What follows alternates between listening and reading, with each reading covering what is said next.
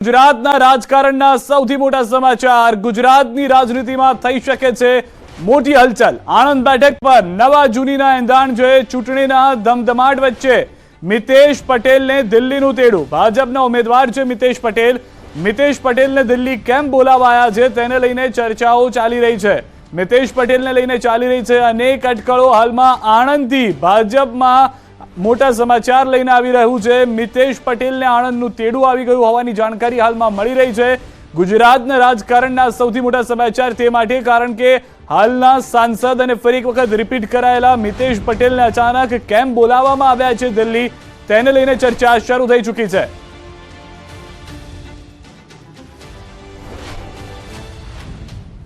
હજી 4 બેઠક પર ભાજપના ઉમેદવાર જાહેર થવાના બાકી છે। તે દરમિયાન આણંદથી આ મોટા સમાચાર છે અને સૌથી વધારે મહત્વની વાત કેમ દિલ્હી બોલાવવામાં આવ્યા છે મિતેશ પટેલને તે જાણવું પણ જરૂરી છે। મારી સાથે અમારા સહયોગી સંધ્યા પણ જોડાઈ ગયા છે। સંધ્યા, મિતેશ પટેલને દિલ્હીનું તેડું ટિકિટ રિપીટ કરવામાં આવી હતી છતાં બોલાવવામાં આવ્યા છે, શું છે મોટી જાણકારી? બિલકુલ, ગુજરાતની રાજનીતિના અને એવા સમય જ્યારે લોકસભાની ચૂંટણી માથે છે, સવા મહિનો જેટલો હવે આ સમય બાકી રહ્યો છે અને તે સમય આ સૌથી મોટા સમાચાર ગુજરાતથી આવી રહ્યા છે અને એ પણ મધ્ય ગુજરાતથી આવી રહ્યા છે। આણંદ બેઠક પર જ્યારે બીજેપીએ જે ઉમેદવારને જાહેર કર્યા હતા મિતેશ પટેલ, પહેલા તેમના ઉપર 5 વર્ષ તેમની કામગીરી જોઈ અને કામગીરીના લેખા જોખા જોયા બાદ ફરી એક વખત બીજેપીએ તેમને ટિકિટ આપી।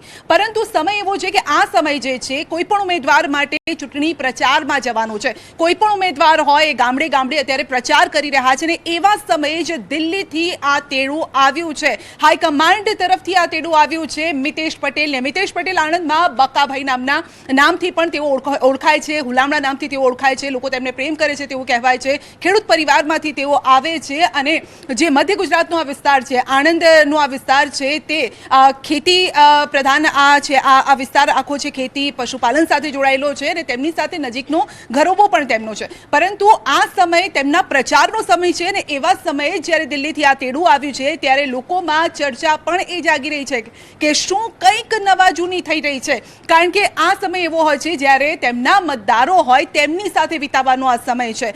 કારણ કે પ્રચારનો સમય હવે 1-1.5 મહિના જેટલો જ આ સમય રહ્યો છે અને એવા સમયે જો દિલ્હીથી તેડું આવે છે ત્યારે લોકો પણ એ ચર્ચા કરી રહ્યા છે કે શું છે દાળમાં કંઈક એવું કાઢવું છે। એવું તો નથી ને કે ક્યાંક ઉમેદવાર પણ બદલાઈ રહ્યા હોય, કારણ કે એક તરફ વડોદરાનો જે છે ઉકળતો ચરવો અહીંયા ચાલી રહ્યો છે બીજેપીમાં, તેને શાંત કરવાના અહીંયા પ્રયત્નો થઈ રહ્યા છે અને તેવા સમયે જ આણંદથી આ જે સમાચાર આવી રહ્યા છે તેણે ચિંતા વધારી રહી છે।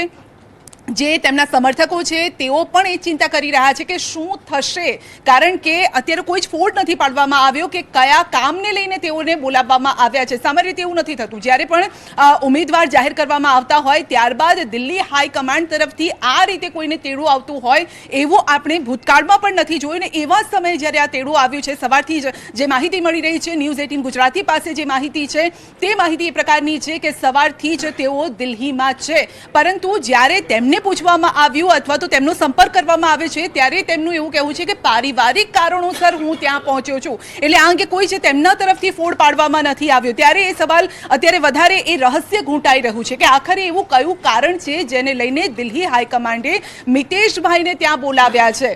તો લોકોમાં પણ કાર્યકર્તાઓમાં પણ એ ચર્ચા જાગી રહી છે કે શું કારણ હોઈ શકે છે, શું ઉમેદવાર કદાચ બદલાઈ શકે છે, કારણ કે સામાન્ય રીતે પહેલો સવાલ દરેકના મનમાં એ જ આવતો હોય સિદ્ધાર્થ કે ઉમેદવાર ક્યાંક નથી બદલાઈ રહ્યા ને અથવા તો તેમને કંઈક સમજાવવામાં આવી રહ્યા છે।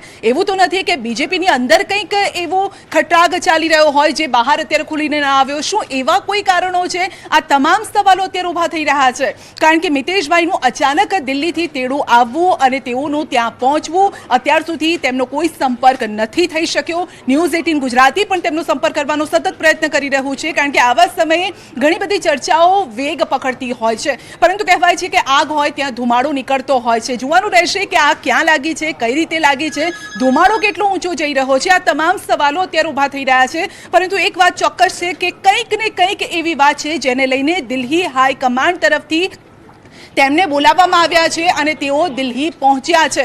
તમામ સવાલો, તમામ જે વાત છે અત્યારે અધ્ધરતાલ છે, એટલા માટે કારણ કે તેમના તરફથી કોઈ ચોખવટ નથી કરવામાં આવી, તેમના તરફથી ફક્ત એક જ વાત કરવામાં આવી। રોકવા માંગુ છું, જે રીતે હાલમાં પણ મોટી જાણકારી મળી રહી છે, જે ન્યૂઝ 18 ગુજરાતીની ટીમ છે તેણે મિતેશ પટેલને ટેલિફોનિક સંપર્ક કર્યો પૂછવા માટે કે શું છે બાબત, પારિવારિક કારણોથી બહાર છું, વાત નહીં થઈ શકે. આ બે લાઈન તેઓ તરફથી કહેવામાં આવી છે. ટેલિફોનિક પ્રતિક્રિયા આપવાનો પણ ઇનકાર કરી દીધો છે. તેઓને અમે પ્રયાસ કર્યો કે તેઓ વાતને ફોડ પાડે કે જાણકારી જે અમને મળી છે, દિલ્હી તેઓને બોલાવવામાં આવ્યા છે, તેને લઈને તેઓએ ફોડ પાડતા કહ્યું છે કે તેઓ પારિવારિક કારણથી બહાર છે. સૌથી વધારે મહત્વની વાત, હું હાલમાં પ્રતિક્રિયા નહીં આપી શકું, પારિવારિક કારણોથી બહાર હોવાનું કહી અને ફોનમાં તેઓએ વધુ વાત કરવાની ના પાડી છે. તો વધુ વાત જે હતી સંધ્યા, જે રીતે આપણે વાત પણ કરી રહ્યા હતા, પરિસ્થિતિ એ છે ધુમાડો છે, તેનો મતલબ આગ લાગી છે. પરિસ્થિતિ એ છે કે એક તરફ અમિત ચાવડા પૂરજોશમાં પ્રચાર કરી રહ્યા છે, બીજી તરફ મિતેશ પટેલને દિલ્હી બોલાવવામાં આવે છે. પરિસ્થિતિ એ છે કે થોડા સમય પહેલા તેઓ વિવાદમાં પણ આવ્યા હતા. તેઓના વિસ્તારની અંદર સફાઈને લઈને, કચરો ફેંકવાને લઈને આવા અનેક મુદ્દાઓ રહ્યા કે કદાચ તેના કારણે પણ તેઓને તેડું સંધ્યા આવ્યું હોઈ શકે છે. બિલકુલ બિલકુલ. જ્યારે ન્યૂઝ 18 ગુજરાતી મિતેશભાઈ પટેલનો સંપર્ક કરવાનો પ્રયત્ન કરે છે ત્યારે તેમના તરફથી પહેલા તો કોઈ જવાબ નથી આપવામાં આવતો. જ્યારે બીજો સવાલ કરવામાં આવે છે ત્યારે તેમના તરફથી કહેવામાં આવે છે કે પારિવારિક કારણોસર હું દિલ્હી આવ્યો છું. સવાલ એ છે કે પારિવારિક કારણો કયા હોઈ શકે? આ તો રાજનૈતિક કારણો હોઈ શકે, પોલિટિકલ રીઝન હોઈ શકે. આની વચ્ચે તો પારિવારિક કારણ હોય તો તેમના વિસ્તારમાં હોય, અથવા તો તેમના જ્યાં પરિવારના લોકો રહે છે ત્યાં કંઈક હોઈ શકે, અથવા તો બીજેપીના પારિવારિક કંઈક કારણો હોય તો એ વસ્તુ અલગ છે. એ વાત હજી સુધી આપણા સુધી નથી પહોંચી કે એ કયા પારિવારિક કારણોની વાત કરી રહ્યા છે. કારણ કે સામાન્ય રીતે જો પાર્ટીની વાત હોય તો કમલમ સુધી પણ તેઓ પહોંચી શકે છે, અથવા તો જો સેન્ટ્રલ, કારણ કે હાઈકમાન્ડ સુધી તેઓ પહોંચ્યા છે અને હાઈકમાન્ડ તરફથી બોલાય. અહીંયા એ વાત સમજવી પડશે કે તેઓ જાતે પહોંચ્યા છે કે તેમને બોલાવવામાં આવ્યા છે. કારણ કે જે માહિતી આપણા સુધી આવી રહી છે તેમાં એવું છે કે હાઈકમાન્ડનું તેડું આવ્યું છે અને તેઓ ત્યાં પહોંચ્યા છે. સવાલ એ છે કે હવે આ વિસ્તારની વાત છે અથવા તો અંદરના નેતાઓની કોઈ વાત છે, ટિકિટને લઈને કોઈ વાત છે? કારણ કે હજુ કેટલાક ઉમેદવારોના નામ હજુ બાકી છે. કોંગ્રેસે હજુ ગઈકાલે જ તેમના ઉમેદવારોની 11 ઉમેદવારોને જે લિસ્ટ છે તે જાહેર કર્યું છે. હવે આવા સમયે પોલિટિકલ વાત સિવાય એવી કઈ વાતો હોઈ શકે? આ સવાલ અત્યારે દરેકના મુખે પણ ચર્ચાઈ રહ્યો છે, આણંદમાં પણ ચર્ચાઈ રહ્યો છે. કારણ કે જો તેમની વાત કરીએ તો ગઈ વખતની જે ટર્મ હતી, 5 વર્ષ તેમણે પૂર્ણ કર્યા, ગઈ વખતની ટર્મમાં પણ તેઓ ઓલમોસ્ટ 2 લાખ મતથી તેઓએ જીત મેળવી હતી. એટલે તેનો મતલબ એ છે કે વિસ્તારમાં તેઓ જાણીતા છે, વિસ્તારમાં તેઓ લોકપ્રિય હોઈ શકે છે. પરંતુ આવા સમયે જ્યારે બીજી વખત તેમને ટિકિટ આપી છે, પાર્ટીએ તેમના પર વિશ્વાસ મૂક્યો છે ને વિશ્વાસ મૂક્યા બાદ હવે તેમને જ્યારે બોલાવવામાં આવ્યા છે ત્યારે ઘણી બધી ચર્ચાઓ ચાલી રહી છે. પરંતુ અત્યારે વાત જો અને તો પર છે.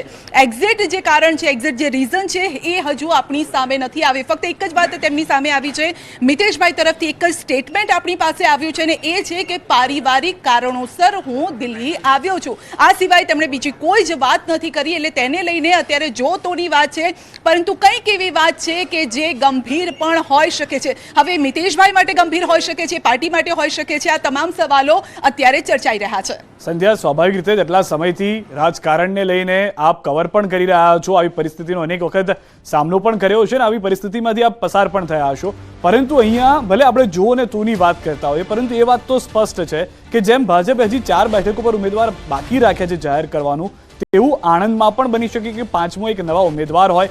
ક્યાં તો મિતેશભાઈને અન્ય રીતે સમજાવવાનો પ્રયાસ હોઈ શકે, કારણ કે સ્ટ્રેટેજીને લઈને કદાચ તેઓને બોલાવવામાં આવે દિલ્હી, તે કોઈ પણ વ્યક્તિને સમજવું મુશ્કેલ છે. કારણ કે આણંદ એવી બેઠક નથી કે જ્યાં આગળ અલગથી સ્ટ્રેટેજી બાકીની 26 બેઠકોને છોડીને બનાવવામાં આવતી હોય. અમિત ચાવડા નામ માનીએ છીએ આપણે કે પૂર્વ ધારાસભ્ય છે અને તેઓ કન્ટેસ્ટન્ટ એવા છે કે જેઓ ટફ ફાઇટ આપી શકે છે. પરંતુ અહીંયા તો એ જ પરિસ્થિતિ છે કે કંઈક બદલાવની સુગંધ આવી રહી છે, કે અહીંયા કંઈક બદલાવ જોવા મળી શકે છે. સંધ્યા, અત્યારે મેં જેમ પહેલા પણ વાત કરી કે અત્યારે જો અને તો ઉપર છે. આપણે ફક્ત આકલન લગાવી શકીએ, આપણે ફક્ત પ્રશ્નો ઊભા કરી શકીએ છીએ, પરંતુ ચોખવટ તો મિતેશભાઈ પટેલ તરફથી જ થઈ શકે, અથવા તો પાર્ટી તરફથી એવી કોઈ વાત હોય કે જે તેઓ પાર્ટી તરફથી વાત કરી શકે, કોઈ એવું સ્ટેટમેન્ટ જારી કરવામાં આવે તો કદાચ ખ્યાલ આવે કે આખરે મિતેશભાઈને કેમ, એટલે આણંદના જે બીજેપીના ઉમેદવાર છે તેમને દિલ્હીનું તેડું કેમ આવ્યું છે, આ સવાલ, મોટો સવાલ આ જ છે.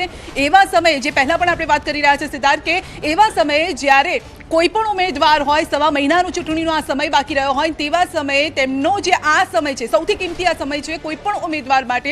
કારણ કે આ સમયે તેમને તેમના વિસ્તારમાં હોવો જોઈએ, તેમના વિસ્તારમાં જઈ, કારણ કે ગામડાઓની જે સંખ્યા છે તે પણ વધારે છે, ગામડાઓ સુધી પહોંચવાનું, લોકો સુધી પહોંચવાનું, એક એક મત અત્યારે જરૂરી છે. એવા સમયે કારણ કે બીજેપીએ જે લક્ષ્ય આપ્યું છે એ પણ 5 લાખથી વધુની લીડનું આ લક્ષ્ય છે. લીડ પણ જેવી તેવી નથી. ગઈ વખતે તેઓ 2 લાખની વાત હતી, 2 લાખ મતોની વાત હતી, આ વખતે 5 લાખની છે. એટલે જે જે ટાર્ગેટ છે એ પણ બહુ મોટો છે અને એવા સમયે જ્યારે ઉમેદવારે લોકોની વચ્ચે હોવું જોઈએ અને એવા સમયે હાઈકમાન્ડે તેમને બોલાવ્યા છે, દિલ્હીમાં તેઓ પહોંચ્યા છે, સવારથી તેઓ દિલ્હીમાં છે. આપણી સુધી એ પણ માહિતી જી છે સંધ્યા. કે સવારે તેઓ પહોંચ્યા છે, પરંતુ હવે એક ખુલાસો ત્યારે થશે જ્યારે મિતેશભાઈ પોતે કરે અથવા તો પાર્ટી તરફથી કોઈ સ્ટેટમેન્ટ જારી કરવામાં આવે.